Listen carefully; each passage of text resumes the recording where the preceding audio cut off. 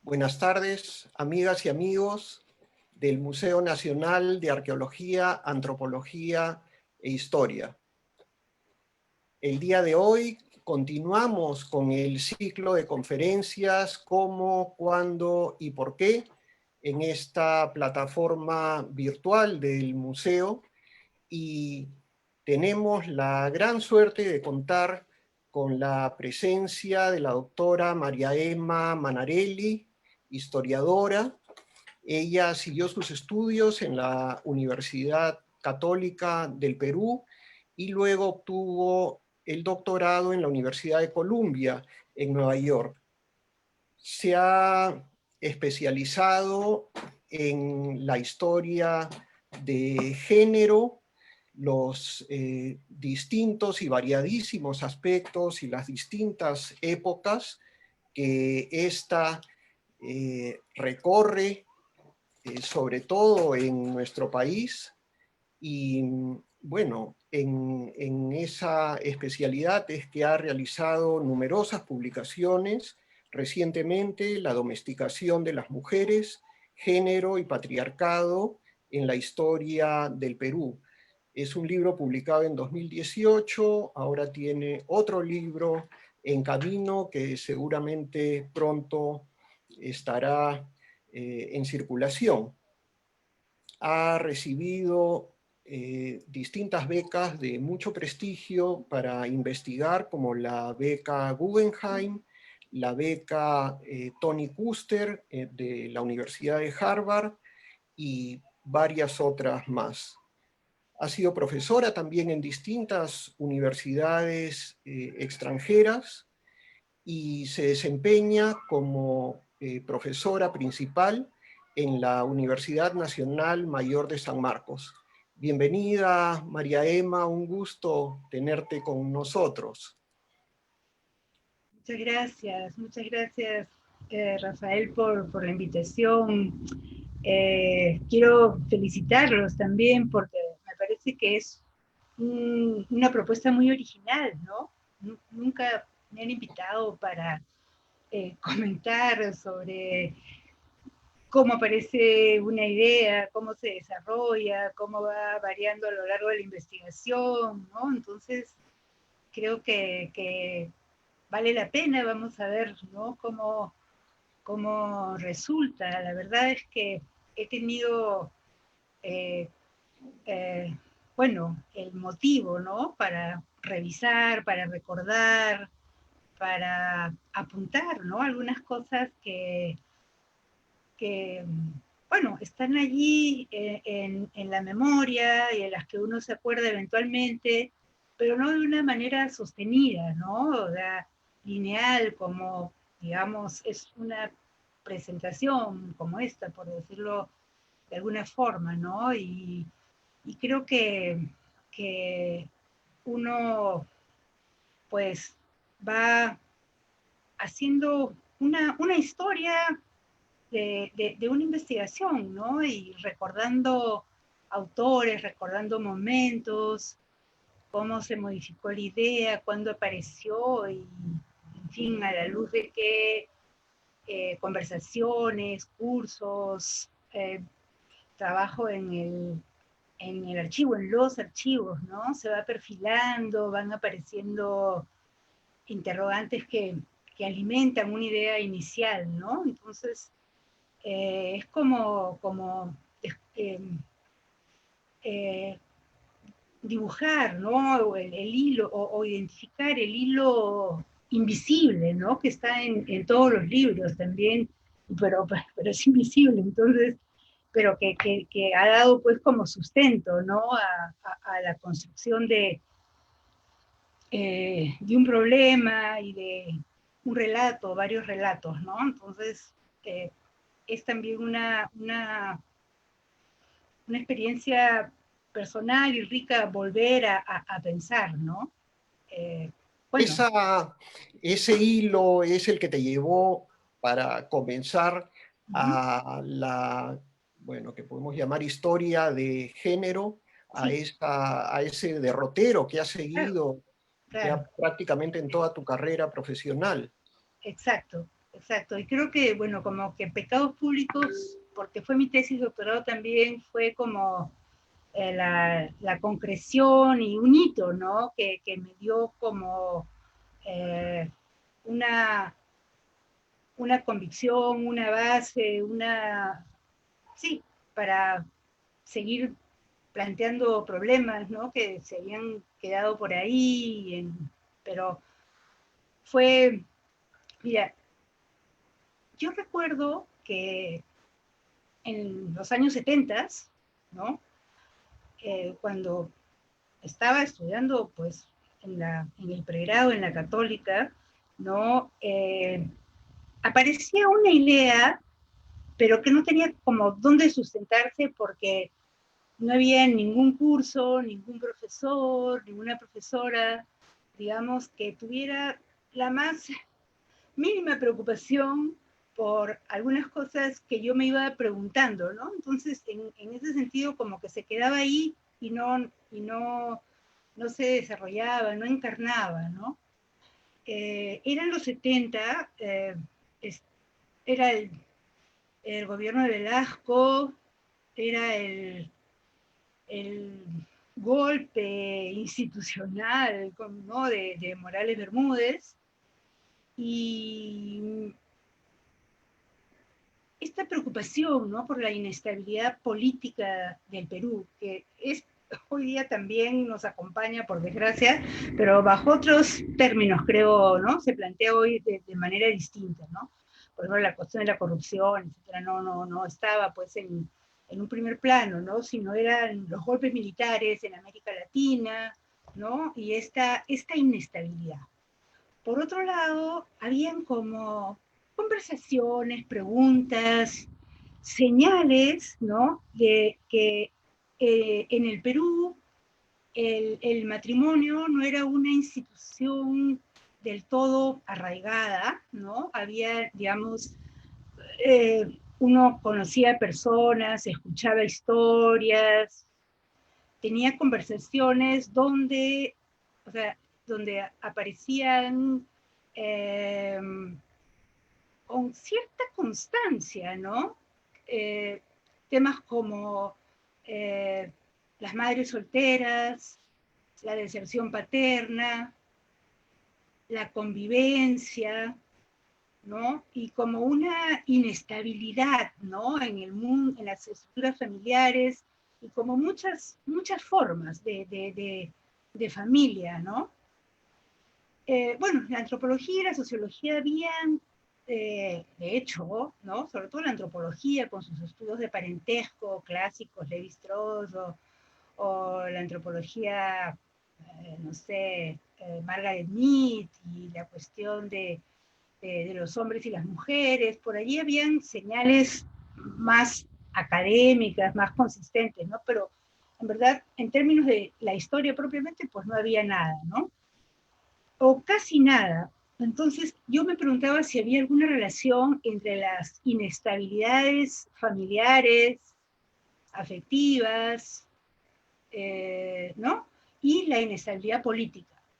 Y era algo pues que se veía mucho en América Latina, ¿no? Por ahí leía sobre tasas o porcentajes de ilegitimidad, nacimiento fuera del matrimonio, no sé, en El Salvador o en Brasil, ¿no? En determinados países de América Latina más que en otros, ¿no? Entonces, como que pero se quedaba ahí, entonces siempre decía, ¿habrá alguna relación? Entonces, creo que eso era también algo, era como un embrión de lo que me preocupó, lo que me ha preocupado hasta ahora en distintas versiones, digamos, ¿no? De la relación entre lo público y lo privado, el Estado y, y la vida familiar, ¿no? La calle y la casa, etcétera. Entonces, como que me interesaba, pero no había forma de aterrizar esa pregunta, de desarrollarla, sino que se quedaba ahí como flotando, ¿no? Recordaba que por esa época, en los años 70, Pablo Macera publicó, ¿no? Trabajos de historia, y en uno de sus volúmenes apareció Sexo y Coloniaje, ¿no?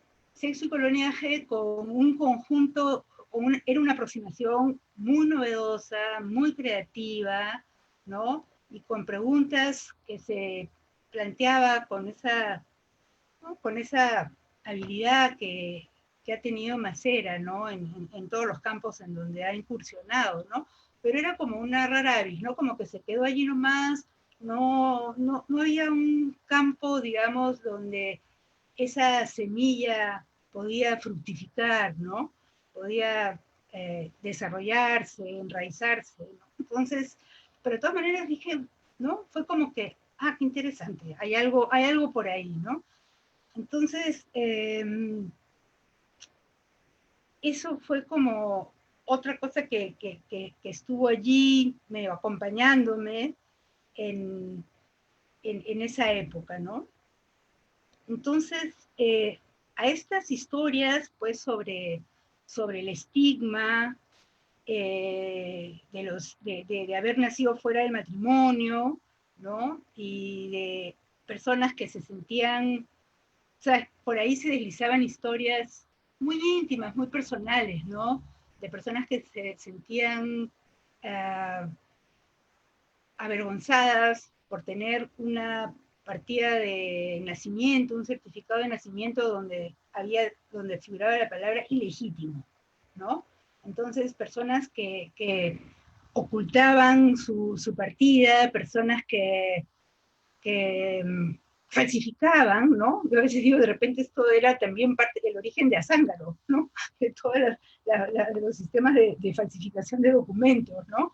Que no, o sea, bueno, ¿a quién le pago para que me consiga una partida que no diga ilegítimo, ilegítima, ¿no? Porque decía hasta, ¿no? Los años 60, ¿no? Las personas que nacían fuera del matrimonio, pues tenían esa etiqueta, ¿no? Y era tan parte de la vida de la gente y tan fuente de incomodidad, ¿no? Y de desigualdad, ¿no?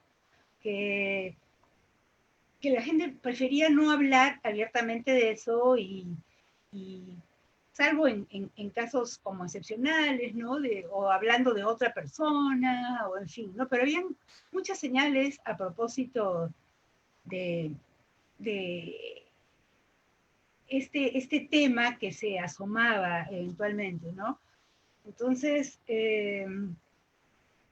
bueno, eh,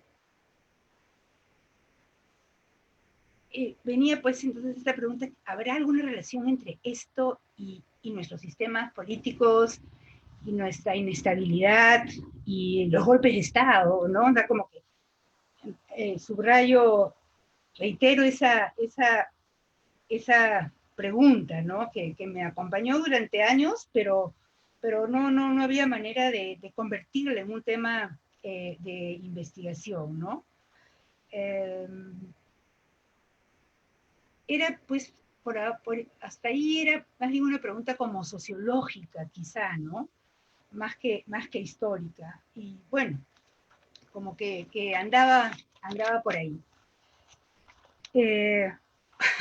Todo esto mientras me aburría terriblemente con una tesis sobre Jorge Basadre, larguísima, y que, digamos, bueno, no voy a contar acá por qué me embarqué en ese tema, pero es que teníamos algunos círculos de discusión sobre la obra de Basadre, y en fin, como apareció la posibilidad de la beca para ir a Columbia, dije, bueno, ya que estoy aquí, pues me embarqué, ¿no? Era demasiado joven para, digamos, realmente aportar de manera sustantiva en un debate historiográfico, ¿no? O sea, sentía que, y no me inspiraba mucho, ¿no? Pero por otro lado, había, bueno, las mujeres aparecían en la obra de Basadre en un rinconcito, un pedacito para Florinda Mato, otro pedacito para Teresa González, otro pedacito para Mercedes Cabello, pero me acuerdo que algo que me disgustó mucho y que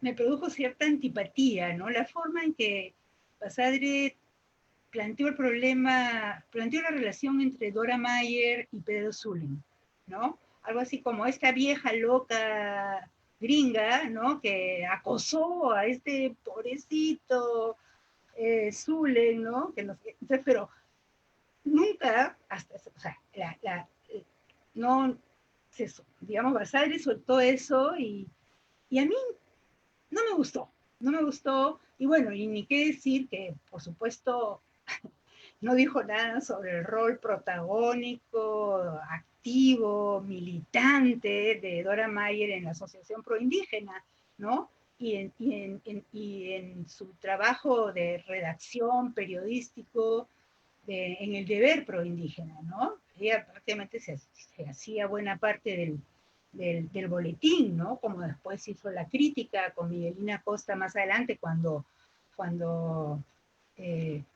la Asociación Proindígena dejó de funcionar, ¿no? Entonces, claro, pero eso yo no lo veía todavía, simplemente me fastidió el maltrato, ¿no? Un tono, o sea, muy como despiadado, ¿no? De Dora Mayer. Y bueno, ahora cuando revisaba, ¿no? Me acordaba de esto, ¿no? Y de hecho, se ha quedado como muy marcado eso, ¿no? Y solo más recientemente, ¿no? Podemos conocer la naturaleza de ese vínculo, ¿no? Y bueno, hay mucho, mucho que decir sobre, sobre esa relación tan especial, ¿no? Y tan excéntrica para la época, ¿no? O sea, en fin, pero es todo un tema sobre el amor, el enamoramiento, el trabajo intelectual, la cercanía, ¿no? Las relaciones entre hombres y mujeres y la coherencia y la fortaleza de Mayer también, ¿no? Para defender sus sentimientos en una sociedad como, ¿no? Digamos, en medio de la República Aristocrática. Pero bueno, es un tema que me gusta mucho, ya que no he regresado como he querido, pero está ahí. Bueno, pero solo las mujeres aparecían pues ahí salpicando algo, ¿no? En cuadres muy chiquitos y enciclopédicamente, ¿no? Nadie se planteaba el asunto de la participación de las mujeres en historia, ¿no? Pero ya habían grupos feministas, colectivos, ya marchábamos, ya salíamos a la calle, ¿no? Pero muy, muy esporádicamente, entonces eso también como que uno, digamos, allí también hay una relación muy estrecha como en todos los temas, ¿no? De innovadores, entre el movimiento social, entre las reivindicaciones de ciertos grupos nuevos y la historia, las preguntas que van surgiendo, ¿no? Digamos que la historia del movimiento obrero tiene pues que ver con las reivindicaciones del movimiento obrero y las movilizaciones campesinas y las tomas de tierra también generaron, ¿no? Toda una historia agraria y del campesinado importante en el Perú, ¿no? Bueno, pero es en ese momento como que cuando me voy, ¿no? Eh, a, eh, y, y, bueno, me iba con las preguntas que iban surgiendo del movimiento de mujeres, con el texto de Macera, de Sexo y Coloniaje, y con estas preguntas que estaban en mi cabeza, ¿no? O sea, de hecho, no puedo recordar, como decía, nada en los cursos de la Facultad de Historia, ¿no? A propósito de las mujeres o de la sexualidad, ¿no? Cuando llegué a Estados Unidos, en Nueva York, pues fui a dar a una universidad donde había una tradición muy emblemática, ¿no? Muy valiosa, de mujeres radicales, cuestionadoras, ¿no? Como mencioné, ¿no? O sea, Ruth Bendick y Margaret Mead eran parte de la Facultad de Escuela de Artes y Ciencias, ¿no? Donde estaba donde se desarrollaba, pues, donde se formaba historiadores también, ¿no? Entonces, empecé a llevar cursos. No había o sea, en los 80s no había eso era como los inicios de los 80, digamos, el primer lustro, ¿no? De esa década, no había una teoría de género, no habían centros de investigación, programas de género, habían programas de estudios de mujeres, ¿no? Women Studies. Entonces, me recuerdo que, bueno, hice un trabajo para un seminario sobre Guamán Poma. Iba a ser sobre la clásica caída demográfica desde la perspectiva, porque el trabajo se trataba de solamente trabajar un cronista y un problema planteado por el cronista y punto, sin ninguna bibliografía, nada. Era un ejercicio así muy básico y cómo lidiabas con una fuente, ¿no? Pero o sea, me llamó la atención Juan Poma quejándose de que no había remedio en ese reino, ¿no? Y que las indias parían puros mesticillos. Entonces, y que se iba a acabar, y que no se podía reproducir el reino, y que esto afectaba no solamente a la población andina, sino al rey, ¿no?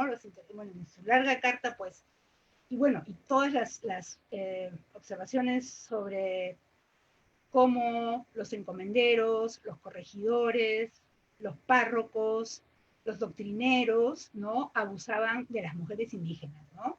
En términos de su trabajo y su cuerpo, ¿no? Entonces, digamos que era una apropiación permanente de la fuerza de trabajo y de las mujeres indígenas y su capacidad reproductiva, ¿no? Entonces, hice un trabajo sobre eso, ¿no? Cómo veía Guamán Poma, o sea, cómo percibió Guamán Poma este fenómeno, y para mí fue como que un descubrimiento, ¿no? O sea, cómo esta cuestión de la caída demográfica, sobre la cual se habían escrito tantos libros y habíamos leído tantos, habíamos leído en la Facultad de Historia acá en Lima, pues nunca se había hablado de qué podía haber significado en términos de las mujeres indígenas, ¿no? De las comuneras indígenas. Entonces, y cómo el desbalance sexual, ¿no? Podía haber, también explicaba la despoblación, ¿no? Cómo la alteración del sistema de parentesco tan delicado y tan sofisticado al mismo tiempo andino para el acceso de los recursos, ¿no? Se había, digamos, deteriorado de tal forma, dada la actitud depredadora en términos sexuales de las autoridades españolas, ¿no?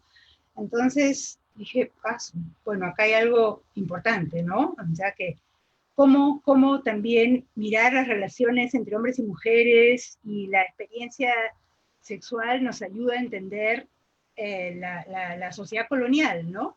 Entonces, como que había una relación entre mirar los vínculos entre hombres y mujeres y entender la sociedad colonial. Esa fue como una primera señal, ¿no? O sea, hay una relación entre la configuración social y las relaciones entre hombres y mujeres. Las relaciones entre hombres y mujeres tienen una historicidad y además tienen una capacidad explicativa, ¿no? Para los fenómenos históricos sociales en general, ¿no? Entonces ahí como que me quedó muy claro, ¿no?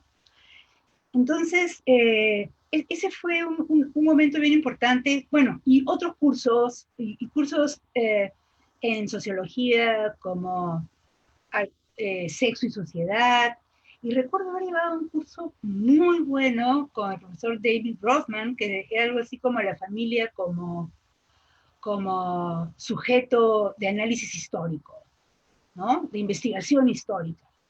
Bueno, ahí en un coloquio, ahí leímos Philippe Arié, ¿no? Que es finalmente o sea, cómo la infancia emerge en un momento de la historia, ¿no? Y cómo se transforma la familia con la aparición del concepto de infancia en Francia en el siglo XVII.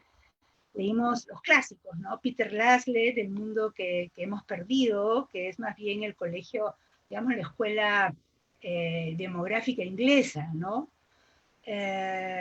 Y me llamó la atención en Laslett, recuerdo, entre muchas otras cosas, ¿no? Que es más una historia demográfica, pero al mismo tiempo cualitativa, ¿no? Me llamó la atención cómo en Inglaterra, en el siglo XVII, en los pueblos, ¿no? La sanción a, al embarazo fuera del matrimonio era sumamente fuerte, ¿no? Y la idea era que en sociedades más igualitarias, ¿no? Donde la comunidad era fundamental para la existencia de todos los miembros de aquella, ¿no? La ilegitimidad introduce, digamos, los nacimientos fuera del matrimonio y los embarazos prenupciales, ¿no? Eran una amenaza. Ahí estás. ¿Sigo? ¿Todo bien? Todo bien, adelante, Ya, sigue, por favor. ya. Entonces, de pronto, Estamos uh-huh, sí, ansiosos por llegar a los pecados públicos, sí, sí, ahorita. pero Lo que pasa, adelante. sí, sí, ya. Bueno, ahí me di cuenta que habían sociedades, que en sociedades más igualitarias, la transgresión, o sea, para mantener, digamos, la idea de comunidad, la transgresión tenía que ser fuertemente sancionada, ¿no? Y el control de la sexualidad era férreo. Bueno, la cosa es que cursos sobre familias, sobre sexualidad, los clásicos, Duby, Stone, todo eso empezó a, a darme como elementos, digamos, instrumentos teóricos, conceptuales para ir pensando el tema, ¿no? Los cursos con Jim Franco sobre las alumbradas, y en ese momento yo, ya ya nos acercamos más. Gracias por la observación, Rafa, porque bueno, no tengo tampoco tanto tiempo. La cosa es que eh, me acerqué a los documentos de la Inquisición que la Universidad, que Columbia había comprado a España. En esa época se compraban microfilms, ¿no? Y justamente Alfonso Quirós, ¿no? Que lo extrañamos mucho, nuestro colega, los había mandado traer de Madrid para hacer su estudio sobre los comerciantes judíos, ¿no? Y el comercio interregional y regional, y cómo la Inquisición los había procesado, pues, ¿no? En medio del siglo, ¿no? Hacia el siglo XVII, entonces, pero ahí estaba toda esa información, me zambullí, ¿no? En esos documentos inquisitoriales y aparecieron las hechiceras, las beatas, en México y Perú. Hice una tesis de maestría sobre comparativa, ¿no? Beatas y hechiceras en México y Perú. Bueno, y aparecí, y esas hechiceras, y ahí ya voy entrando, ¿no? Estaban fuera de la tutela patriarcal normalmente. O eran nacidas fuera del matrimonio, o habían tenido una prole extraconyugal, ¿no? Y, en fin, el punto era que ahí, de nuevo, ¿no? La ilegitimidad. Era otra señal más contundente. Entonces, bueno, y en México también tenían esas características. Entonces redactaba y aparecía la palabra marginales, pero no son marginales. Entonces viene un cuestionamiento de la noción de marginalidad en la sociedad colonial, ¿no? Es decir, cómo las transgresoras no son necesariamente marginales, ¿no? Sino están insertas o los transgresores se insertan en la configuración social y alimentan la jerarquía. Esa es una cuestión importante en pecados públicos, ¿no? Como que no es tanto no fui descubriendo una sociedad segregada, segregacionista, sino una sociedad más bien que inferiorizaba, ¿no? O sea, no expulsaba a los transgresores, sino los hacía inferiores. Entonces, eso fue como algo que empezó a guiarme.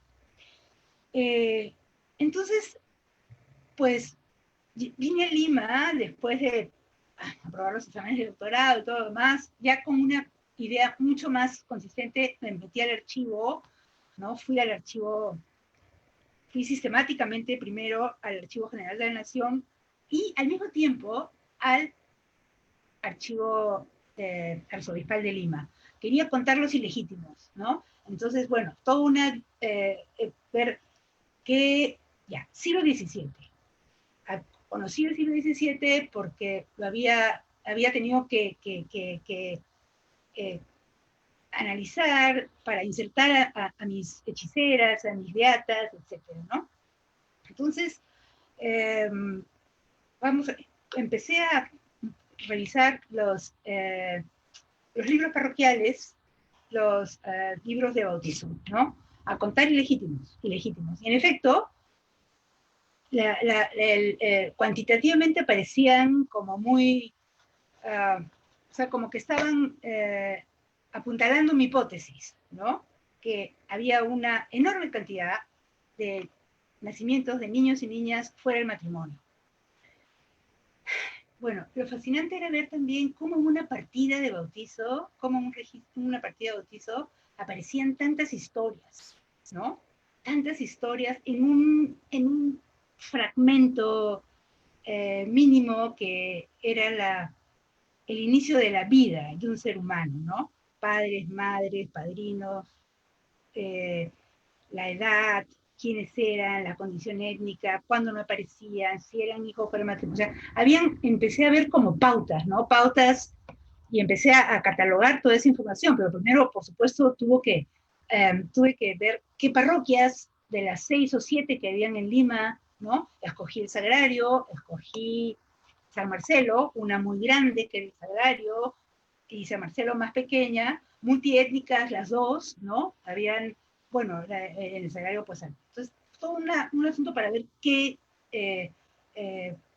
parroquias podían ser representativas o podían ser más ricas, ¿no? Entonces, después ver cada cuánto tiempo, porque no iba a contar todos los niños nacidos en esas dos parroquias durante 100 años, ¿no? Entonces, leer a demógrafos para ver dónde cortaba, ¿no? Si para responder mis preguntas debía ser cada 10 años, cada 5 años, entonces, bueno, cada 10 años. No es que me volví una demógrafa, ni mucho menos, pero tuve que ver qué criterios, ¿no? Con qué criterios hacía los cortes, y al mismo tiempo en el Archivo General de la Nación, viendo en la Real Audiencia, en la Sala Civil, todos los juicios por reconocimiento de los ilegítimos, ¿no? De los hijos naturales, y bueno, y empezar a entender qué era un hijo natural, qué era un espurio, qué era un sacrílego, qué era un adulterino, quiénes podían reclamar, cuáles eran los privilegios de los que un hijo natural podía pretender, ¿no? Que era un niño expósito, y cada una de esas categorías, que eran también cada una de esas vidas, ¿no? Que se habían desenvuelto en la Lima colonial, pues empezaban a tener como caras, nombres, sentimientos, ¿no? Entonces, y así, bueno, revisé todos los juicios de la Sala Civil del siglo XVII, que tenían que ver con reclamo, ¿no? Con reconocimiento. Y bueno, la verdad es que los juicios, cada uno podría ser un libro, ¿no?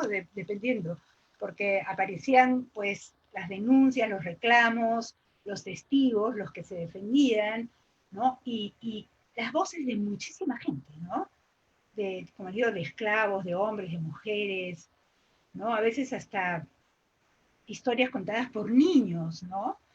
Eh, alguna vez encontré también un trozo de pelo, ¿no? De una trenza de una mujer que se la habían cortado. Bueno, digamos, había como una materialidad, ¿no? En cada uno de esos expedientes. Y como que había un juego, una tensión que me tenía fascinada, ¿no? Entre lo que iba apareciendo en los registros de bautizo y los juicios donde los ilegítimos reclamaban. Niños y niñas, jóvenes, a veces acompañados por las madres, etc. Y también revisé en notarios testamentos, ¿no? Para ver cómo aparecían los testamentos.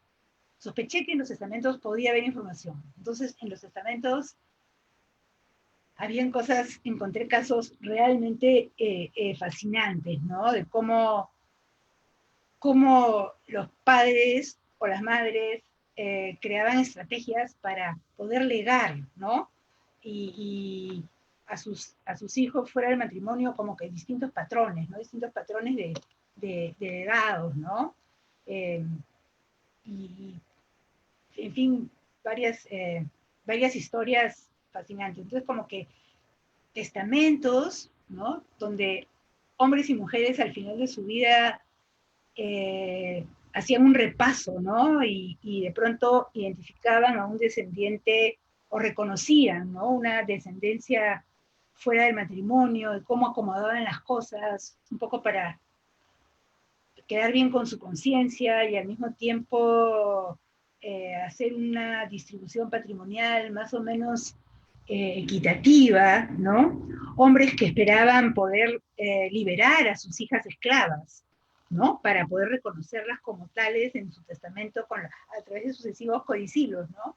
Entonces, cómo las niñas esclavas aparecían y luego iban como adquiriendo un rostro, ¿no? Una identidad a lo largo de los sucesivos codicilios que modificaban la testamentería, digamos, la voluntad inicial. Entonces era como que las vidas aparecían, ¿no?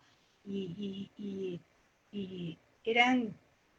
era de veras como emocionante y aparecían las personas, los hombres, las mujeres, las hijas, los hijos, ¿no? Y al mismo tiempo iba armando eh, el funcionamiento de la sociedad, ¿no? Entonces el recurso era como escuchar estas voces, hacer pequeñas historias y luego engarzarlas y tener una obra completa, ¿no? O sea, quiénes eran, por qué sentían, qué reclamaban, ¿no? Por ejemplo, cómo un mulato podía reclamar, eso siempre me acuerdo, ¿no? Él no reclamaba patrimonio, sino reclamaba un reconocimiento del padre, que era un español, y que gracias al reconocimiento del padre, este mulato iba a dejar de ser mulato. O sea, eh, podía usar, podía montar a caballo, usar espadas, usar capa, bueno, ir armado, ¿no? Que era, o sea, portar armas era un símbolo inequívoco de estatus, ¿no?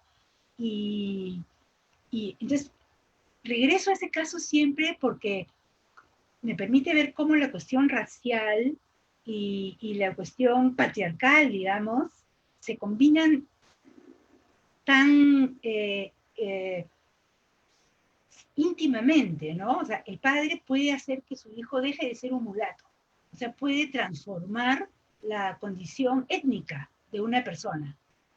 O sea, los hombres tenían como la habilidad, el poder, el privilegio de jalar, ¿no? A su descendencia hacia su grupo si quería. Con el mero reconocimiento, este es mi hijo natural, el mulato dejaba de ser tal, ¿no? Entonces creo que ese caso me parece tan emblemático y tan explicativo, tan ilustrativo, ¿no? De cómo funciona, cómo se transforma o cómo se resignifica, ¿no? La cuestión étnica desde el patriarcado, desde el poder de los hombres, para decir quién es quién. Este es mi hijo, lo subo, lo saco del grupo de los mulatos y lo llevo a mi grupo de blancos. Bueno, el concepto blanco todavía no existía, ¿no? De español. Entonces, eso me parecía, o sea, empecé a conocer la sociedad colonial, su forma de estructurarse, su forma de establecer jerarquías a través de estos casos, ¿no?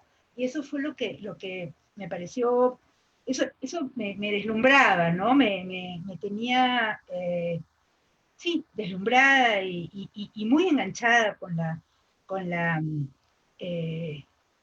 el tema, ¿no? Y como que reafirmando que era un buen tema, que podía dar como mucho, ¿no? Entonces, también, bueno, el archivo estaba, claro, los documentos, ¿no? Que me mostraban. O sea, leer los documentos era como leer la sociedad colonial y armarla, ¿no? O sea, recoger las voces, escucharlos, encontrar las claves y armar y entender cómo funcionaba la sociedad colonial, ¿no? Entonces, ya sé que me queda poco, y luego, bueno, los testamentos, las voluntades, después aparecía la cuestión de la honra como tan central, ¿no? Bueno, y un acceso sexual muy abierto, muy indiscriminado, ¿no? De parte de los hombres hacia mujeres de distintas clases sociales, ¿no? Después en el archivo arzobispal vi todo lo que era los juicios contra mancebados, porque la gente no podía vivir juntas si no estaba casada. O sea, venía el párroco, ¿no? El fiscal de la parroquia, y tocaba la puerta y decía a la cárcel, ¿no? No solamente, entonces, también viendo lo que eran lo que era el amancebamiento, ¿no? Casos de divorcio, de separación, de nulidad, donde seguía escuchando opiniones, voces, escuchando voces, ¿no? Que empezaba a insertarlas, ¿no? Y esta cuestión de los amancebados, y, bueno, me volvían a un problema que creo que no se aquilata en la actualidad, que es la cuestión de las, primero, el peso de la convivencia, el poco consenso que tiene el matrimonio como institución organizadora de la sociedad en el Perú, y no es que la gente no se case así porque es hippie, anarquista, antiburguesa, ¿no? Sino por muchas otras razones, pero eso crea una cultura emocional, afectiva y una inestabilidad, sobre todo para las mujeres y su prole, hoy en el Perú, muy grave, ¿no? Muy grave. Y también creo que habla también del fracaso de la Iglesia Católica en el control de la sexualidad y en su tarea de difundir el matrimonio como sacramento, ¿no? Y también nos hace pensar cuáles fueron los obstáculos para que eso sucediera, ¿no? O sea, cómo el matrimonio se convirtió en una cuestión de estatus, ¿no? En una cuestión de estatus y el no casarse, bueno, y todo lo que eso implica, porque finalmente el matrimonio, ya voy terminando, ¿no? Es una institución como muy reguladora en términos de transmisión del patrimonio, en términos de alianzas de clase, en términos del control de la libido, ¿no? En términos de la construcción de las identidades sexuales, etc. Entonces, ¿qué pasa con una sociedad donde el matrimonio es tan poco difundido, ¿no? O sea, yo me acuerdo que leía, por ejemplo, que en Francia, con 18% de ilegitimidad, ya era una bastardocracia, ¿no? Y los ingleses con 7% ya estaban enloquecidos, ¿no? Iban a arder bueno, no sé si en el infierno porque eran protestantes, no sé, pero digamos era intolerable, ¿no? Y en el Perú hemos tenido prácticamente el 50%. O sea, no es que yo esté reclamando, digamos, no es que reclame el matrimonio, que la gente se case, que viva ordenadamente, sino me pregunto por el significado, ¿no? Y cómo, digamos, eso también nos haría pensar en exigir al Estado políticas, no de promover el matrimonio, pero sí de abordar o enfrentar de una determinada manera el problema de, primero, la convivencia y por otro, la deserción paterna. Porque al no estar estructurado digamos, la familia a través de su institucionalización por el matrimonio, o sea, el abandono de las responsabilidades paternas es mucho más fácil, ¿no? O sea, digamos, el matrimonio de alguna forma organiza, crea obligaciones, regula un conjunto de actividades, ¿no? Entonces, ¿cuánto de la informalidad en el Perú? Y esa sería otra pregunta como análoga a la que inicialmente me decía, que era cuánto de la inestabilidad política, ¿no? De los golpes de Estado, de los cambios de gobierno, etcétera, tiene que ver con la inestabilidad familiar, ¿no? Ahora también podríamos plantearlo de otra forma, ¿no? Finalmente el presente siempre nos obliga a replantear las preguntas sobre el pasado, ¿no? En términos de, por ejemplo, ¿no? Bueno, lo que he ido diciendo, pero la informalidad, que a veces linda con la ilegalidad, ¿no? ¿Cómo dialoga cómo conversa con, con, esta, con este fracaso primero de la iglesia y luego de las élites de organizar el mundo privado, de organizar la casa, de atenuar las jerarquías dentro de la casa, ¿no? Como el Estado no entra al mundo privado y protege, garantiza derechos, atenúa las desigualdades, pacifica, ¿no? Entonces, o sea, me parece que sigue siendo relevante, ¿no? Pero, eh, en fin, creo que eso fue más o menos pecados públicos, ¿no? Y luego estaba haciendo la introducción, pero resultó un primer capítulo sobre la conquista, digamos, la invasión, la conquista, ¿no? El encuentro de Pizarro, que tú conoces también, Rafa, ¿no? Con Atahualpa, el intercambio de mujeres, ¿no? Y bueno, ahí me di cuenta también, aquí termino, ¿no? Terminé dándome cuenta que un planteamiento inicial mío era como estaba equivocado en el sentido que, parcialmente, como que el mundo colonial, al jerarquizar las relaciones en una sociedad en general, también jerarquizaba las relaciones entre hombres y mujeres, pero había un aditamento, un ingrediente, que digamos la tradición ibérica también estaba cuajada de bastardía, ¿no? O sea, los Pizarro, solamente Hernando era legítimo, ¿no? Bueno, para hablar de estos hombres importantes, ¿no? Pero digamos, la guerra eh, contra los musulmanes, ¿no? Y digamos, el control del territorio a través de la guerra y de sus servidores, de sus guerreros, ¿no? De la península, pues también había inhibido el matrimonio, ¿no?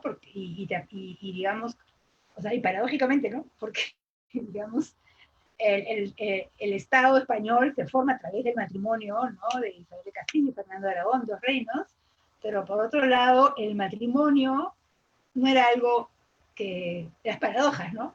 Si queremos jugar un poco con eso, ¿no? El matrimonio, pues, no era un componente de la vida cotidiana de los que habitaban la península, ¿no? Entonces había una tradición hispana donde la cuestión de los ilegítimos y la bastardía era un componente de peso, ¿no? Que convivía, y otra cosa que uno descubre que son las contradicciones, que la historia está hecha de contradicciones y de ambivalencias, que convivía con un sistema del honor, ¿no? De la honra, y ser legítimo era un componente, ¿no?, de la honra. Entonces, pues aquí termino. 3 minutos no te has dado, Rafa. Perfecto. Muchísimas gracias, María Emma. Muy interesante tu presentación. Y bueno, tenemos algunas preguntas del público que ha ¿Cómo no? estado muy interesado y comentando por el Facebook. Una pregunta de acceso a la información.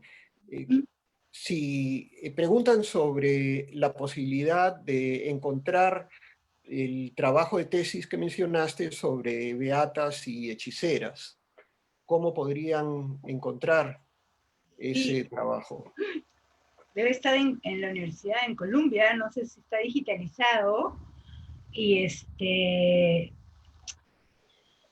y la verdad es que a mí siempre me han quedado las ganas tengo ganas de regresar sobre eso y bueno, parte se publicó en la revista Andina, ¿no? Porque cuando regresé ya había algo de interés entre que Magdalena Chocano y Alberto Flores publicaron Las cargas del Sacramento y Enrique Urbano me pidió para la revista Andina la cuestión de las hechiceras, de las brujas, de las mujeres procesadas por la Inquisición. Entonces ahí hay una parte publicada y después lo de las beatas, que es sobre todo Ángela de Carranza, que es así que no quisiera morirme sin volver a ese tema, porque es un personaje alucinante. Ángela de Carranza escribió 7.500 páginas en un diario místico que la Inquisición pues lo capturó. Entonces, y eso lo publiqué. Hay una versión en una antología que hicieron, creo que Luis Millones y Moisés Lemlich, y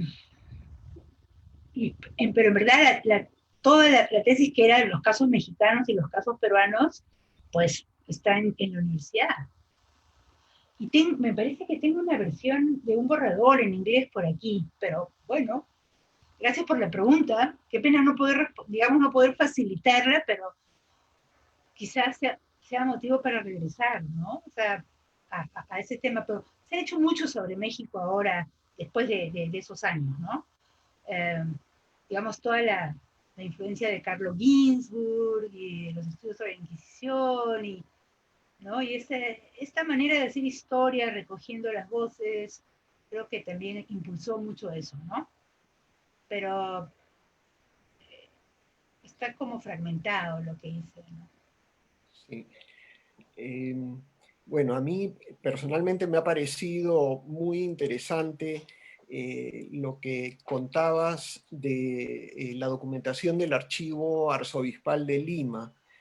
Esta relación entre la religión, porque bueno, ahí los casos son casos de la iglesia de distinta naturaleza, es documentación eclesiástica, y la intimidad de los sentimientos de la persona, ¿no? Como dices tú que afloran con, hasta con materialidad, pero Sí, realmente eso es algo eh, quizá difícil de concebir para un historiador que está acostumbrado a trabajar con documentos y más con propuestas, con ideas, con opiniones o con hechos, digamos, más que con objetos. Y aquí no solamente es la materialidad de lo que manifiestan los documentos, sino la materialidad de las trenzas del pelo o de otros objetos que hay aparecen objetos. Sí, adosados a los documentos, ¿no? sí. Eh, Quizá más eso se haga más notorio en documentos relacionados con la fe que en otro tipo de documentos civiles. Eh, otra pregunta, afirmación, interjección de un oyente. Dice, qué complicado el tema racial en la época colonial. Y si lo cruzas con el tema de género, ¿qué dirías? Yo creo que es la única manera de entenderlo. No, no lo puedes disociar, ¿no? Por eso cuando dicen lo racial y el género, no, bueno, para mí ese caso, ¿no? Del mulato que le reclama el reconocimiento como hijo natural al padre, ¿no? Me parece que es muy, muy ilustrativo. Después hay otro caso, quizá, este, que también va en la misma línea, ¿no? Un documento en el Archivo General de la Nación, en la sección de Inquisición, porque también me fui a ver a las niñas, o sea, digamos, tiene otra parte de Códigos Públicos que no la he mencionado, pero bueno, ya que se pregunta sobre eso, que es cómo hacían las autoridades civiles y eclesiásticas para preservar a las mujeres de la élite que no tenían dote para entrar al mercado matrimonial exitosamente. O sea, que estaban empobrecidas, que eran ilegítimas, que habían sido abandonadas, que eran niñas expósitas. Entonces, crearon instituciones, ¿no? Y el Colegio de las Niñas Expósitas de Santa Cruz de Atocha fue una bien interesante. Bueno, no voy a hablar sobre lo que eso significó, pero sí lo que era importante era cómo las mujeres de la élite, las españolitas, que les decían, eran especialmente cuidadas, ¿no? ¿Por qué? Porque en la honra de esas mujeres residía el estatus de sus familias, de las familias de la élite, ¿no? O sea, porque bueno, entonces ahí hay toda una cosa interesante, pero el caso que quiero contar es cómo Mariana de Sumarán y Atocha, que era una españolita, y había sido registrada como españolita, que había crecido, bueno, la habían criado, digamos, con una ama de leche, luego ingresó al colegio de Santa Cruz de Atocha, consiguió una dote para casarse o para entrar al convento, pero en el interín ataca a la rectora físicamente porque la rectora quiere hacer que una niña que ella protege lave los platos. Entonces, Mariana se opone y empieza una trifulca y ataca a la autoridad. El día anterior, españolita, Mariana pasa a ser chola. Aparece la palabra chola por primera vez. Yo nunca la había visto en todos los documentos. Esto ya es en el siglo XVIII, principios del siglo XVIII, porque me capturó toda esa documentación de la Inquisición y las mujeres, pero digamos porque la Inquisición administraba este colegio, ¿no? Y lo organizaba, etcétera, y lo vigilaba. Entonces, ahí me di cuenta, mejor dicho, confirmé y le doy vueltas y vueltas a este asunto también, porque no creo que tenga que ver solamente con los ilegítimos y con la sociedad colonial, sino con muchas otras cosas más, ¿no? Cómo eran sociedades donde la conducta te rebajaba y te cambiaba el color. O sea, no era todavía la sociedad, digamos, borbónica, con su obsesión cromática, fenotípica, ¿no? Sino esta mujer que era españolita, al actuar de determinada manera, se convirtió en chola. Dije, chola, ¿qué dice acá? Sí. Entonces ya no era españolita. Mariana de Sumarán era chola o pusieron mestiza. Entonces la degradaron. Una mala conducta degradaba, ¿no? Y por supuesto la castigaron, la raparon, ¿no? La pusieron en el cepo y la pusieron a pan y agua durante varios castigos le dieron, pero el más impresionante es que la rapan, ¿no? La rapan como una forma de humillación y además pierde su estatus de españolita. ¿Por qué? Porque se comporta de una determinada manera. Entonces, por eso el control sobre el comportamiento, o sea, ese era un mecanismo también para controlar la conducta, ¿no? Si te portas mal, agredir a un superior era era poner la sociedad al revés, ¿no? Era como, simbólicamente era muy fuerte la imagen, ¿no? De un inferior agrediendo a un superior. El superior sí podía, digamos, castigar físicamente al inferior, hombres a mujeres, adultos a niños, ¿no? Españoles a indios. Ejercer la autoridad era ejercer el castigo físico en la sociedad colonial. Pero al revés, era un hecatombe. Entonces, tanto así que esta mujer deja de ser españolita para convertirse en chola. Entonces, pierde estatus por la transgresión. O sea, no es que está castigada, no, deja de pertenecer a un grupo, porque la pertenencia a un grupo significaba un hábito, ¿no? Un hábito en el sentido de traje, de ropa, de indumentaria y de costumbres, ¿no? Las dos acepciones de hábito, ¿no? Entonces, por eso había tanto énfasis en la ropa, ¿no? Dónde te colocabas, cómo comías, al lado de quién estabas, ¿no? Entonces, de ahí emanaba tu ubicación social, ¿no? Y digamos, y las conductas, pues, ubicaban a las personas en, en los nichos jerárquicos, ¿no? Entonces, la, las agresiones inferiorizaban, no excluían como en Inglaterra, por decirlo, ¿no? Entonces, por eso también eran como, había una aparente tolerancia, porque alimentaba el sistema de jerarquías la transgresión. Entonces se toleraba porque la persona que transgredía iba hacia abajo, era humillada, era deshonrada, ¿no? Y perdía estatus,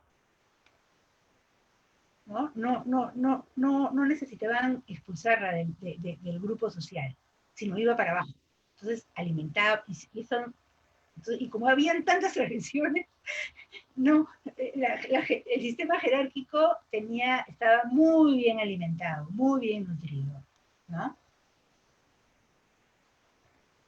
Bien. Entonces, no sé Eh, si sí, ilustra, ¿no?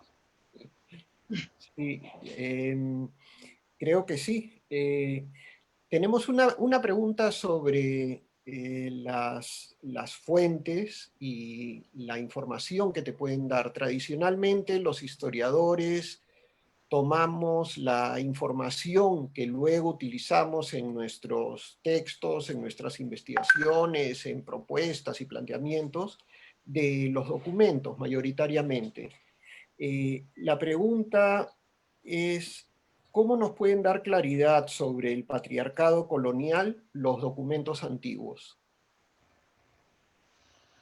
Uy, de muchas formas, ¿no? Bueno, o sea, para empezar, ustedes saben, ¿no? Que los documentos, como se decía, tienen que ser interrogados, ¿no?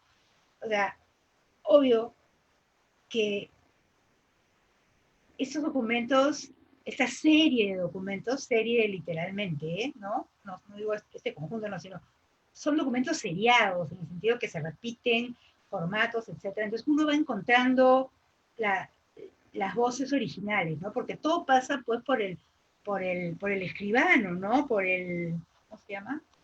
Por el que toma nota, ¿no? Entonces, y a veces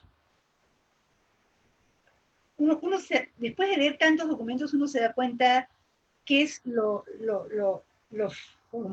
el formulario, qué es lo que se repite, qué es cuáles son los argumentos del abogado, por decirlo, y dónde entra la palabra de la persona, dónde entra no sé si la opinión, pero sí la voz, ¿no?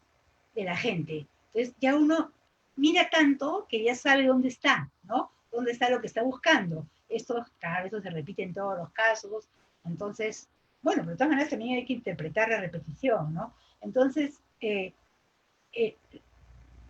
el formulario mismo también es, bueno, es un objeto, es la materialización del poder, ¿no? En el sentido de que la mayoría de gente no sabía escribir. Entonces, cada expediente en sí mismo es un formato patriarcal. Estoy pensando en voz alta, o sea, es algo que estoy ahorita comentando, ¿no? Es el formato mismo es el patriarcado. ¿Qué le importa a la autoridad saber? ¿Cómo encaja las declaraciones de los testigos en, en, un, en un esquema determinado, ¿no? Y cómo aparecen o no aparecen, ¿no?, las voces de los indios, de los mulatos, de las mestizas, de las criollas, ¿no? Entonces, en verdad, uno se enfrenta a un documento que tiene un sello patriarcal, ¿no? La palabra escrita y la autoridad pública, ¿no? Digamos, la religiosa, la eclesiástica, que son, o sea, allí nomás, en el formato mismo y en las palabras y en las preguntas a las que se someten los que van a reclamar también, ¿no? Aparte de sus declaraciones, allí hay un código patriarcal, que es la escritura en la época colonial.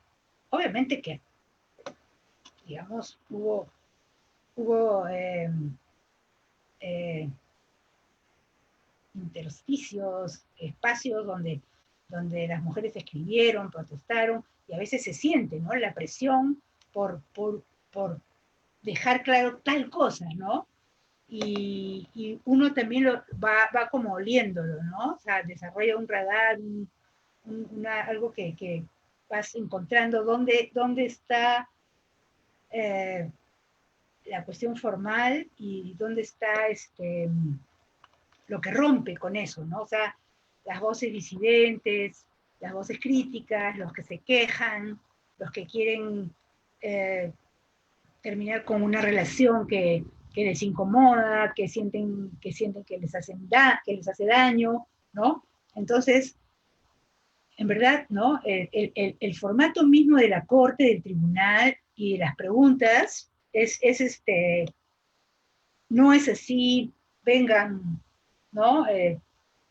Este, digan lo que piensan y desplieguen sus argumentos necesariamente, ¿no? Porque igual, las personas que van a reclamar saben qué tienen que decir. O sea, entonces uno ve la tensión, ¿no? La tensión entre lo que se debe decir para conseguir lo que uno quiere, ¿no? Ya sea el divorcio, la nulidad, la separación, el reconocimiento del padre, la herencia, etcétera, ¿no? Y, y, la impronta personal, ¿no? Entonces, eso nos hace pues historiadores también, ¿no? Porque son varias historias que están en tensión, en conflicto, ¿no? Y cómo las escuchamos y cómo las ensamblamos, ¿no? Para que nos digan de cómo eran esas vidas y de cómo funcionaba esa sociedad, ¿no? Entonces, y, y uno ve a los jueces, ¿no? Lo siente dándole peso a tales opiniones o ignorando opiniones de mujeres, por ejemplo, ¿no?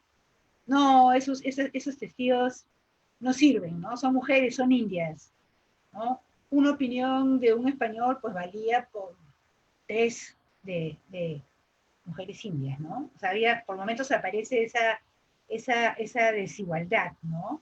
Que no escuchan las opiniones de las mujeres, y menos, ¿no? Si son, si han tenido, si tienen una trayectoria, digamos, no muy honrada, si han tenido hombres, ¿no? Porque eso sí era bien importante.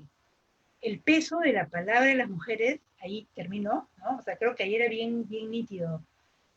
Las mujeres tenían que comprobar que no estaban contaminadas por el sexo, ¿no? Por el sexo prohibido, ¿no? Las mujeres tenían que ser honestas y recogidas. Entonces, si habían testigos que decían, no, esa mujer andaba así, ya les quitan valor. Entonces, ahí es el patriarcado fulminante, ¿no? O sea, tú, para tener palabra, debes de someterte a la regulación del código de honor o la regulación eclesiástica, ¿no? Entonces, ya ese es el patriarcado más desembosado, ¿no?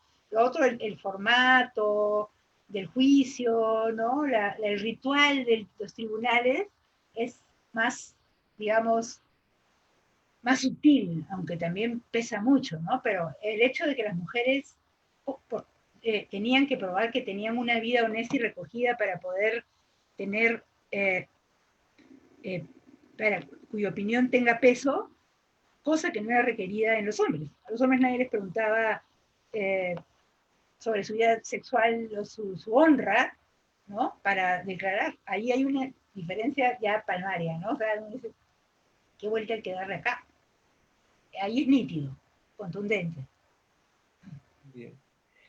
¿Se puede decir que en la actualidad se vive la degradación, pero más sistematizada? Eh, no sé muy bien a qué nos estamos refiriendo con la degradación, pero bueno, hay algo de eso todavía, ¿no? Primero que las mujeres para denunciar maltrato, para denunciar acoso, o sea, la denuncia misma es una exposición, ¿no? Es una exposición porque vamos a hablar de nuestra vida íntima, ¿no? Y eso es como muy fuerte, ¿no? Y además, lo más probable es que nos enfrentemos a un sistema que no nos cree, ¿no? Ella dice, pero si será, ¿no? Entonces, digamos, así como tenían que haber tres indias para tener, eh, para que funcionara en la corte, digamos, para darle fuerza a su testimonio, eh, hoy día también, ¿no? O sea, las mujeres que no necesariamente cumplen las reglas del patriarcado, tienen más dificultades en el reclamo de sus derechos, ¿no? O sea, eh, es, es, más o menos así, ¿no? Y hay de hecho mecanismos abiertos y otros más sutiles, ¿no? Que degradan la palabra femenina, ¿no? La palabra de las mujeres. Y sobre todo, eh, cuando hay una pretensión democrática, ciudadana, ¿no? Sobre todo cuando la palabra de las mujeres se aleja del parentesco, ¿no? O sea, deslinda, se marca distancia, ¿no? O sea, habla como reclamando un derecho, ¿no? Un derecho que no emana del mundo de la sangre, del linaje, de la familia, del parentesco, sino se supone de una constitución, ¿no? Bien. ¿Hay alguna relación de los pecados públicos con los archivos que se perdieron luego del saqueo del Tribunal de la Inquisición en 1813 durante el periodo del virrey Abascal? Bueno, la verdad es que después de haber estado en Lecumberri, en Ciudad de México, y ver cómo tienen todos sus procesos inquisitoriales completitos. O sea, yo lo que hice fue exprimir las relaciones de las causas de fe. O sea, porque lo que, digamos, lo que manda, los resúmenes que mandaban los inquisidores a, al Consejo Superior, ¿no? En Madrid.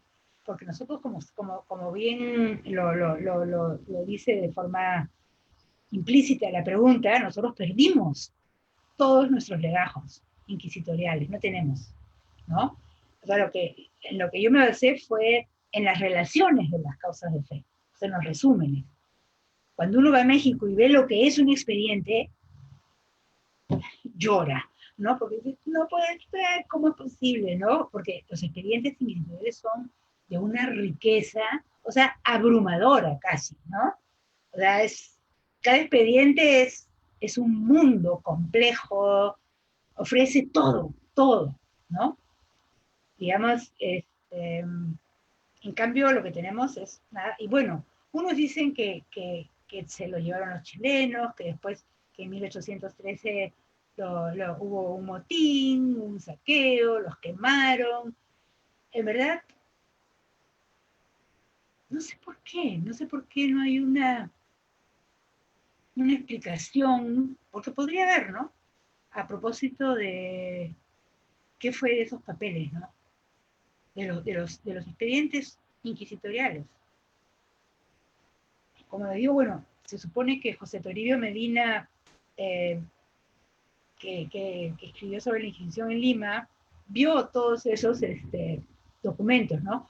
Pero por ahí a mí no he tenido tiempo, ni soy así una fanática erudita como para ir y mirar, ¿no? No tengo esa obsesión, no soy una obsesiva, para bien y para mal, ¿no? En términos de comparar, por ejemplo, las relaciones de las causas de fe y los documentos y los casos que describe Medina, ¿no? Entonces ahí podríamos saber si lo que leyó Medina fue lo que está en España o es algo que está en Chile, ¿no? Porque hay gente que dice, yo no sé si por flor o como se dice ordinariamente, o por qué no, sí, están en Chile los documentos, ¿no? Por una cuestión así media chavinista, se llevaron tantos que tranquilamente podrían estar ahí también, ¿no? Pero, pero por otro lado, cuando yo estuve en Chile en una oportunidad, no vi, o sea, habían documentos de la Inquisición, pero administrativos. Otros dicen que no, que sí están los expedientes, ¿no? Pero, por ejemplo, porque sí, porque Toribio Medina. Entonces, no sé si comparando lo que hay en Madrid, que son las relaciones de las causas de fe, con lo que vio Toribio Medina, uno puede decir, ah, no, Medina ha visto otros documentos que no son los que están en Madrid, sino son los que están en Chile, en Santiago. No sé, la verdad es que podrían escribirse miles de libros con la documentación original, ¿no? Pero se perdieron y eso de verdad que es una herida, es algo que yo no supero, ¿no? O sea, digo, no puede ser, ¿no? ¿Cómo se han perdido esos documentos si con lo poco que hay podemos hacer tanto, ¿no? ¿Cómo sería si tuviéramos los expedientes completos? Porque ahí está todo. ¿Quién dijo qué palabra? O sea, es incomparable, incomparable, ¿no? Lo que es un expediente con una relación de causas. Entonces, bueno, pero eso nos tiene que hacer más finos, ¿no? Más agudos, más acuciosos, o sea, exprimir 4 líneas y hacerlas hablar, ¿no? Entonces, también tiene su desafío y su encanto.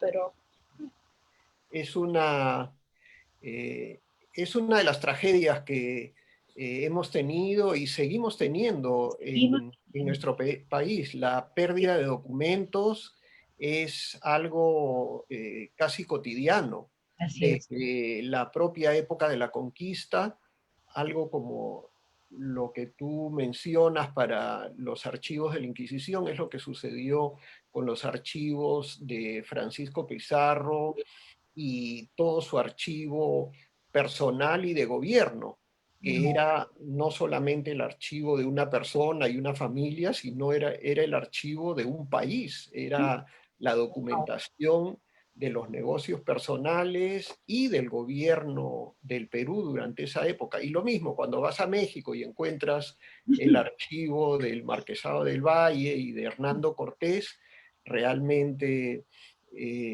da, bueno, ganas de llorar, envidia, no sé qué, Un de no tener conjunto esta de información para nuestro país. sentimientos Eh, lastimosos, ¿no? Mucha y lo- lástima.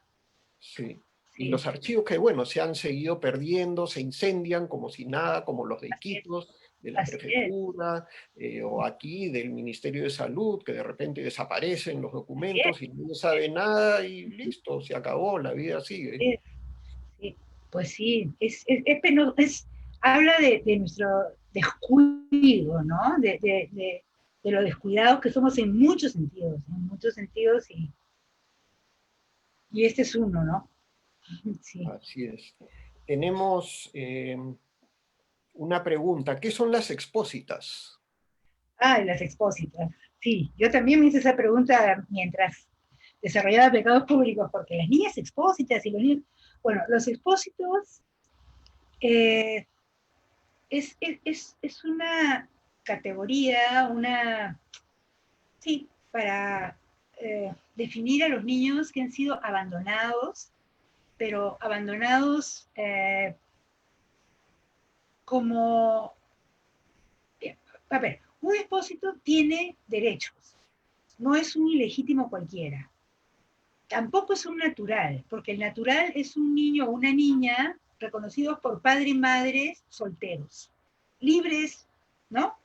A diferencia, por ejemplo, de un adulterino, ¿no? Los que normalmente no eran reconocidos porque, no, en fin, nadie quería que su hijo le llamaran adulterino, ¿no? Más bien los dejaban nomás ahí. Pero bueno, la cosa es que el hijo natural es uno tenido, habido en hombre y mujer solteros, libres para contraer matrimonio. Ya. Entonces, él tiene algunos privilegios. Puede heredar, las mujeres pueden entrar al convento, los hombres no pueden entrar, los hombres de origen, o sea, de estatus natural no pueden. Pero los expósitos son los niños que han sido abandonados, pero abandonados en casas o en iglesias y aceptados por aquellos que lo reciben, para la redundancia, ¿no?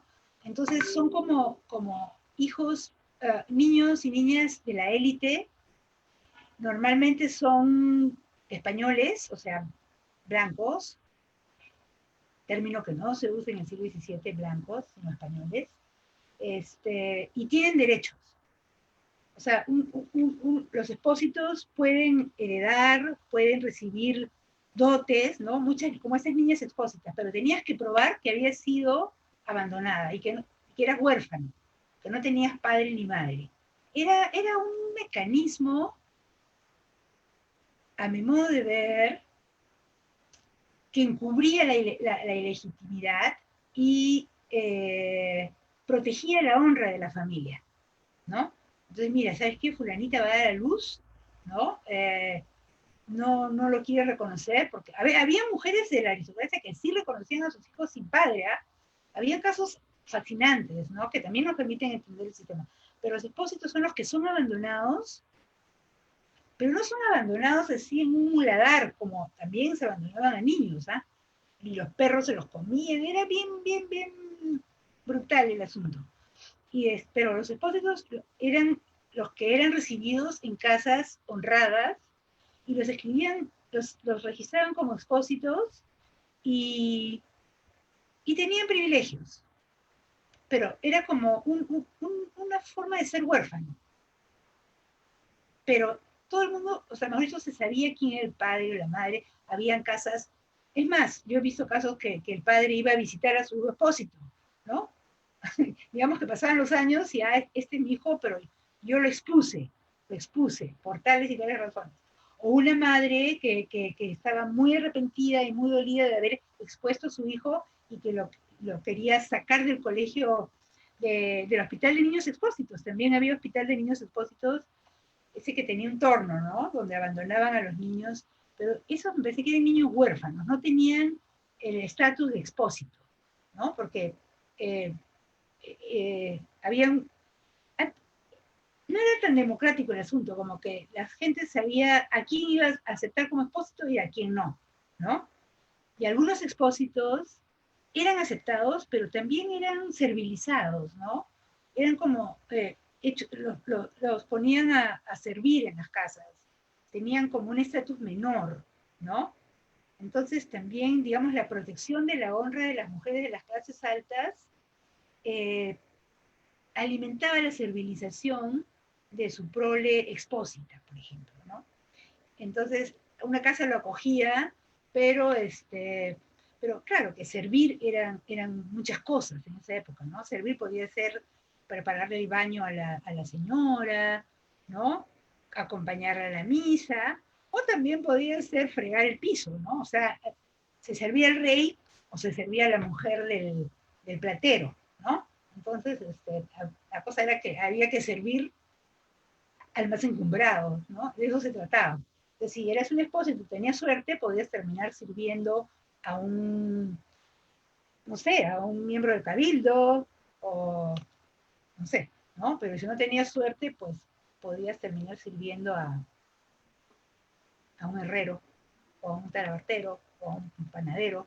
Entonces, ¿no? Dependía también dónde caías, ¿no? En qué casa caías. Entonces, y en qué casa te aceptaban, y así, ¿no?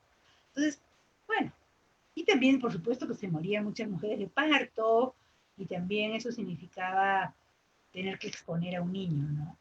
A una niña. Pero sí había mucha preocupación por las niñas expósitas españolitas, porque ellas encarnaban el orden colonial. O sea, la sociedad no podía proteger a estas mujeres sobre las cuales descansaba la honra de la élite se desmoronaba y se desmoronaba el sistema. O sea, si estas mujeres empezaban a transgredir las normas, ¿no? A tener conductas que no eran las de las españolas, pues la naturaleza de la élite misma estaba en cuestión. De ahí el control del cuerpo de las mujeres de la élite eh, era fundamental, ¿no? Fuera fundamental. Una última pregunta que huele un poco a ironía. De A las ver, 32 ejecuciones que realizó el tribunal de la Inquisición, solo una fue mujer. ¿Se puede decir que los hombres eran más pecadores en ese entonces? ¿de cuántas ejecuciones, perdón? Habla de 32 aquí. Sí, bueno, no sé si se pueda inferir eso, pero digamos a ver, ¿cómo podríamos? Digamos, los que estaban en la Inquisición no eran pecadores, eran herejes, que es otra categoría, ¿no? O sea, los pecadores iban a su confesionario, ¿no? Y ya 40 azotes, 80 rosarios, no sé. Pero la Inquisición es herejía.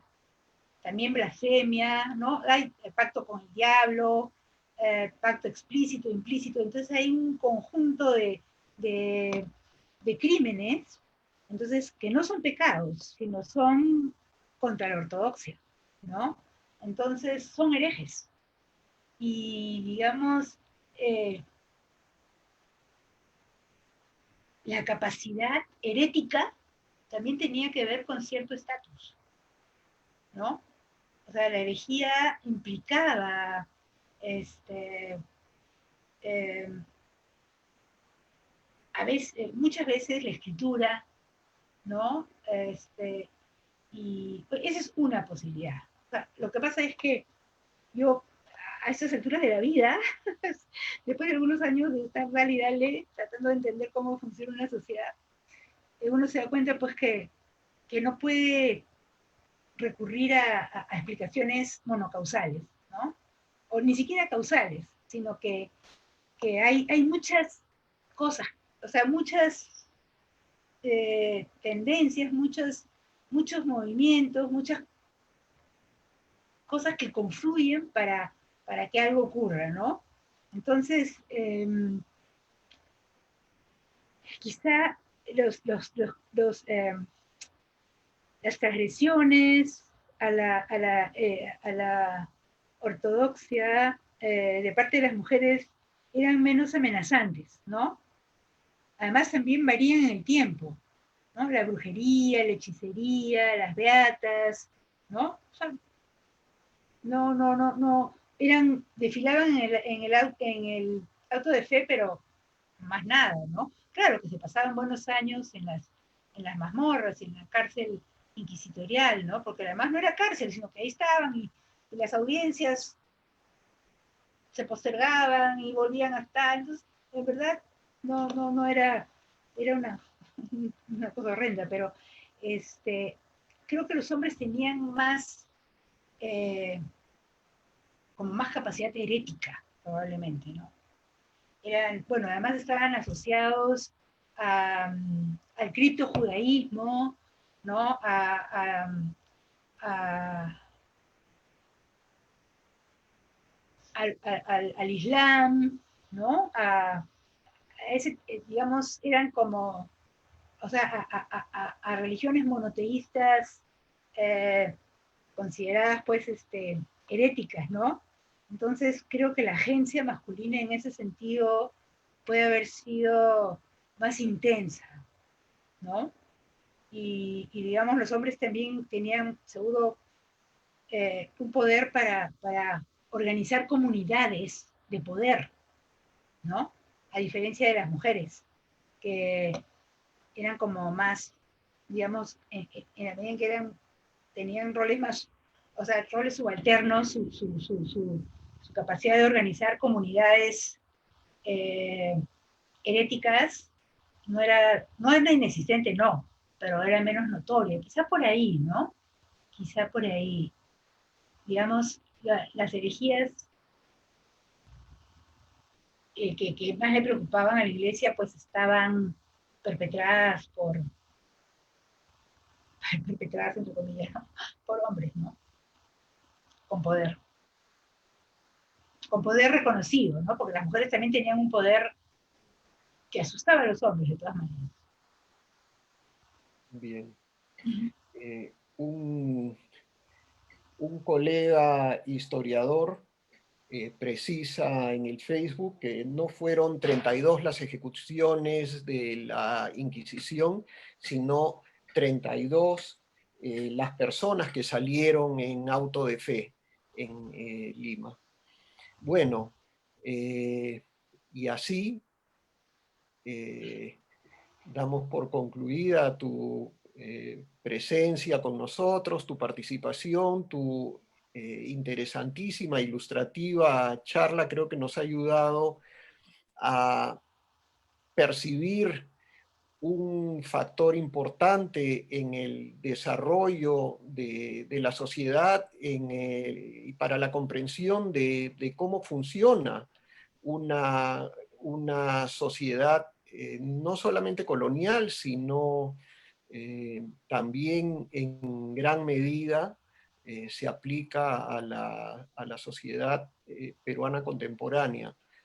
Es un aspecto para tener presente y para mirar el género y el tratamiento diferenciado para de hombres y mujeres en los diferentes ámbitos de la vida. Bueno, muchísimas gracias, María Emma, por estar con nosotros en cómo, cuándo y por qué el ciclo de conferencias del Museo Nacional de Arqueología, Antropología e Historia del Perú. Un agradecimiento al Archivo General de la Nación, que nos da el apoyo técnico en estas últimas reuniones, y al donante anónimo que nos ha ofrecido el Zoom en estas últimas reuniones también. Buenas Ah, bueno, noches a todos ustedes y muchas gracias por su presencia. de nada, encantada.